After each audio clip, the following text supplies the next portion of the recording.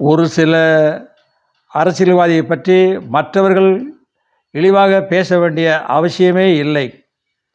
அவர்களே தங்களை இழிவாக பேசிக்கொண்டு ஒரு பெரிய குழியை தோண்டி அதிலே படுத்துக்கொள்வார்கள்.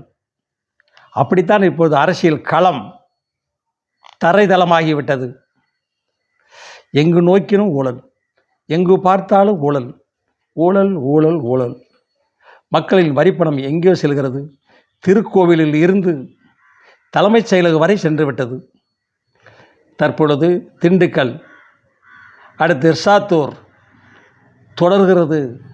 மக்களின் வரிப்பணம் எல்லாம் வீணாக சென்று கொண்டிருக்கிறது. மக்களே, கவலைப்படுங்கள், இனிமேலாவது கவலைப்படுங்கள். வேலை வெட்டி இல்லை, வருமானம் இல்லை, தொழில் இல்லை, அதை நோக்கி செல்லுங்கள். அரசியல்வாதி பின்னால் சென்று தொழிலையும் இழந்து உங்கள் இளமையும் தொலைத்து குடும்பத்தையும் நீங்கள் தொலைத்து விடாதீர்கள். இளமை காலத்தை தொலைத்து விடாதீர்கள். அவர்கள் எல்லாம் கற்றுக்கொண்டு வருகிறார்கள். அரசியலில் கொள்ளையடிப்பது எப்படி, ஊழல் செய்வது எப்படி என்று தெரிந்து கொண்டு வருகிறார்கள். ஏமாந்து விடாதீர்கள் மக்களே. தொடர்ந்து வந்துக்கிட்டு தான் இருக்கிறேன். பாருங்கள், எந்த ஒரு சுயநலமும் இல்லாமல் பேசி கொண்டிருக்கிறேன். நான் அரசியல் அல்லக்கை கிடையாது. ஜாலரை அடிக்க மாட்டேன். எந்த அரசியல்வாதியாக இருந்தாலும் தப்புன்னா சொல்லுவேன். பட்டுமா?